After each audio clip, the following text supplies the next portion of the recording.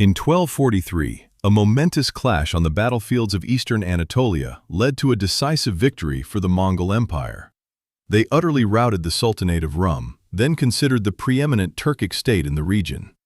This triumph was part of a larger plan to assert dominance across Western Asia, ensuring no Turkic power could challenge their authority. Fast forward 2 centuries, to 1453, when another Turkic entity, the Ottoman Empire, seized Constantinople, heralding the demise of the millennium-old Byzantine Empire. The Ottomans subsequently rose to become one of the world's most formidable empires, reigning over 3 continents for more than 6 centuries. And here lies an intriguing paradox. By trying to eradicate Turkic influence in Anatolia, the Mongols inadvertently created the ideal conditions for the emergence of history's most powerful Turkic empire. How can military superiority lead to such an unexpected outcome? In what ways does an act of destruction morph into an act of creation? And most critically, what historical lesson does this narrative offer about unforeseen consequences? Before we delve deeper into this story, please tell me where you're viewing this video from and what time it is for you. Share your thoughts in the comments below. I'm genuinely curious about the global reach of this video. Now, let's travel back to 1243, when a single battle reshaped the destiny of an entire region. To fully grasp this historical trajectory, we must first go back to 1071, over 170 years before the Mongol invasion. At the Battle of Manzikert, the Seljuk Turks utterly defeated the Byzantine Empire, paving the way for their conquest of Anatolia. This wasn't merely an invasion, it marked the migration of an entire civilization. Turkic peoples, accustomed to the Central Asian steppes, brought with them not just warriors but a comprehensive culture, religion, and social system. In 1077, they established the Sultanate of Rum. Rum signifies Rome, as this territory had once been part of the Eastern Roman Empire. By the late 12th and early 13th centuries, the Sultanate of Rum had reached its zenith. They were more than a military power, they were a hub of civilization. They constructed an extensive network of caravanserai along trade routes connecting Central Asia to the Mediterranean. Commerce flourished, particularly with Genoa. Cities like Konya transformed into centers of learning, where scholars instructed in astronomy, mathematics, and philosophy. Remarkably, the Sultanate of Rum developed a distinctive Turco-Persian culture. Sultans adopted Persian names, officials spoke Persian, and their literature and architecture exhibited profound Persian influences. Why? Because the Turkic peoples understood that to govern a civilized territory effectively, they needed to absorb knowledge from that civilization. They fused their military might with Persian cultural sophistication, creating a truly unique synthesis. Yet in history, nothing endures forever. The Sultanate of Rum faced pressure from 2 directions. From the west, Crusaders launched relentless assaults, while from the east, a new power was emerging, poised to transform everything. In 1206, Genghis Khan united the Mongol tribes. Over the next 2 decades, Mongol armies swept across Central Asia like a hurricane. Between 1219 and 1221, they annihilated the Khwarezmian Empire, one of the most formidable Islamic states of its era. Cities such as Bukhara, Samarkand, and Merv were obliterated. Estimates suggest between 2 and 15 million people perished. This was more than just a conquest. It was a clear warning. Resist the Mongols, and you will be destroyed. By the early 1230s, the Mongols had subdued much of Persia and now bordered the Sultanate of Rum. Initially, the Sultans of Rum tried to avert conflict. In 1236, Sultan Kaikhosru I acknowledged himself as a Mongol vassal and agreed to pay tribute. This was a pragmatic decision. Rum couldn't defeat the Mongols on the battlefield, but by submitting, they could maintain relative autonomy and continue to govern their territory.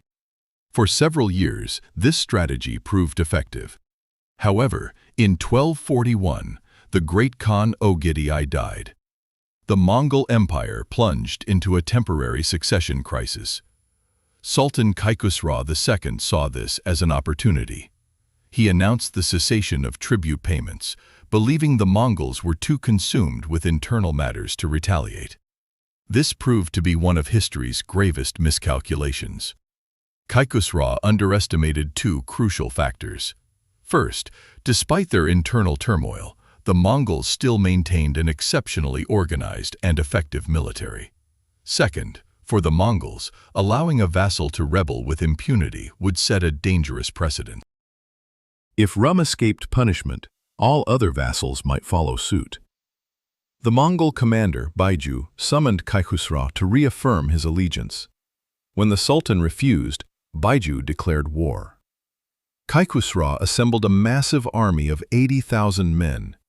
He forged alliances with the Empire of Trebizond, the Ayyubids of Aleppo, and even enlisted Frankish mercenaries. On paper, it was an impressive coalition. Baiju, in contrast, commanded only 30,000 Mongol warriors, supplemented by auxiliary detachments from Georgia and Armenia. They encountered one another on Mount Kosedag, situated between Sivas and Erzincan. For most of the initial day, the forces of Rum appeared to hold the upper hand. Their numerical strength outmatched the Mongols by nearly a 3-to-1 margin. Nevertheless, a significant hindrance existed. They lacked both discipline and cohesion. The Mongol army, despite being numerically inferior, was superbly trained and operated with seamless coordination, executing tactical maneuvers perfected over countless repetitions. As evening approached, the Mongols employed their renowned tactic, faking a retreat. When their adversaries eagerly pursued, the Mongols unexpectedly wheeled around, unleashing a barrage of arrows upon their pursuers. A wave of panic swept through the Rum forces.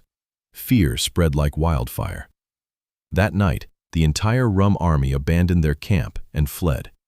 Sultan Khosrow also escaped, fearing that disloyal subordinates might defect to the Mongols. Baiju suspected a trap in the deserted camp and waited another day before advancing. This delay cost him the chance to capture the Sultan. However, the victory was undeniable. Rum never recovered from this devastating defeat. Vizier Mu'in al-Din Suleiman had to negotiate the terms of surrender. The annual tribute Rum was forced to pay was immense: 12 million silver coins, 500 rolls of silk, 500 camels, and 5,000 sheep, collectively amounting to the equivalent of 400,000 gold dinars. All of this had to be transported to Mongolia at Rum's expense. A Mongol overseer was appointed to supervise the region. The Sultan of Rum still governed, but solely at the discretion of the Mongols. In 1246, Khosrow died. His three sons began a power struggle, dividing the kingdom into three separate portions. The Mongols encouraged this fragmentation. A weakened, fractured sultanate was easier to control than a unified state. From 1243 to 1308, the Sultanate of Rum existed merely in name. True power resided entirely with the Mongols. In 1256, all of Anatolia formally submitted to Monk Khan. By 1264, following the death of Sultan Kilich Arslan IV, Rum was effectively administered by a Mongol governor. Central authority weakened daily. Local lords began acting independently. Numerous small beyliks emerged across Anatolia. In 1308, the final sultan was assassinated. The Sultanate of Rum officially ceased to exist. It is crucial to understand that this was not merely a political shift, it represented a complete overhaul of the social structure. Previously, Anatolia boasted a strong central government. Now, no single entity was powerful enough to unite the region. Dozens of small beyliks vied with each other. There was a lack of universal laws and stable security. Yet within this chaos, an opportunity arose. In 1258, precisely 15 years after the Battle of Kosedag, in the small village of Soğut in northwestern Anatolia, a child was born. His name was Osman. His father, Ertuğrul, was the chief of a small Turkic tribe from the Kayi clan. They had been granted pastures by the sultans of Rum as a reward for military service. When he came of age, Osman inherited a very small beylik, less than half the size of modern Switzerland. But this beylik possessed a unique geographical advantage. It was located in northwestern Anatolia, far enough to evade direct Mongol intervention from the east, but close enough to access the weakening Byzantine Empire in the west. Consider this. After the Mongols devastated the Sultanate of Rum, thousands of Turkic warriors, farmers, scholars, and Muslim clerics needed a safe haven. They couldn't go east, as the Mongols ruled there. They couldn't remain in central Anatolia, where chaos reigned with constantly warring beyliks. But to the west, a small beylik stood against the Byzantines, the enemies of the faith. For the Ghazi warriors, those who considered the struggle for Islam sacred, this was an ideal location. Osman's beylik became a magnet not because it was the most powerful, but because it was in the right place. It offered what others could not: a chance to fight, expand territory, and escape Mongol influence. Thousands of people flocked there. Each brought their skills. Warriors contributed combat experience. Artisans brought their techniques. Scholars brought knowledge, and the clergy brought spiritual authority. Osman was not an exceptional military genius, but he possessed three crucial qualities. Firstly, patience. He did not rush into major battles. Instead, he expanded slowly, capturing small Byzantine fortresses one by one. Secondly, organizational abilities. He knew how to transform nomadic warriors into a disciplined army. He established administrative structures, a tax system, and courts. Thirdly, the ability to attract people. He treated both Muslims and Christians fairly. Many Byzantine officials, witnessing the decline of their empire, surrendered to Osman and were well treated. In 1299, Osman performed a symbolically significant act. He declared independence from the Sultanate of Rum, which by then was merely a shadow of its former self. He decreed that Friday sermons in mosques would be delivered in his name, not in the name of the Sultan of Rum or the Mongols. This was a direct political statement, declaring, "We are an independent state." This pivotal day in 1299 is often recognized as the foundational date of the Ottoman Empire. Although at that specific moment, the empire was merely a small beylik that could be traversed on foot in a matter of days, the seeds of its future greatness had been sown. Over the subsequent 25 years, Osman successfully doubled the extent of his dominion. In 1326, his son, Orhan, seized Bursa, a strategically significant city located just 150 kilometers from Constantinople. Bursa subsequently became the initial capital of the Ottoman Empire.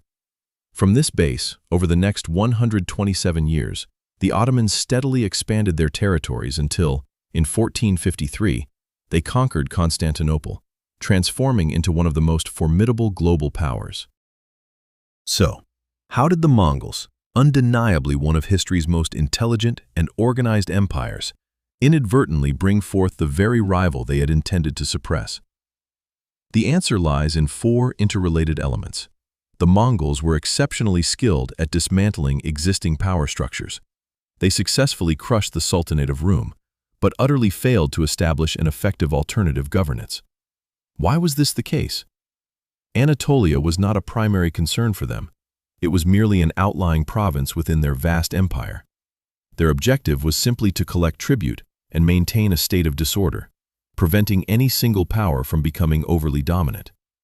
However, within this power vacuum, numerous small beyliks began to emerge, and by a stroke of fortune, one of these, strategically positioned, blossomed into the Ottoman Empire. When the Mongols devastated Central Asia and Persia, hundreds of thousands of people fled westward. These were not just ordinary citizens. Among them were seasoned warriors, highly skilled artisans, learned scholars, and experienced administrators who had served in grand courts. They brought with them not only individual talents, but also profound knowledge of statecraft, military organization, and administrative governance.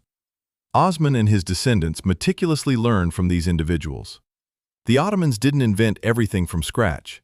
They absorbed the wisdom of previous empires, even the Mongols themselves. If the Byzantine Empire had retained its strength, the Ottomans would have stood no chance.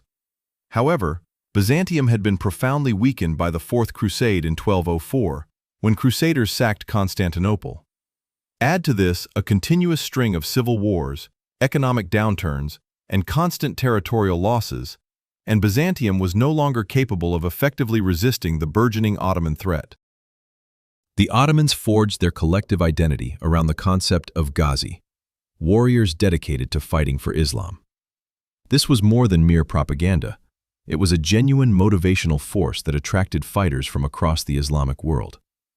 While other beyliks in Anatolia were engaged in internal conflicts, the Ottomans strategically focused their expansion westward into Byzantine lands.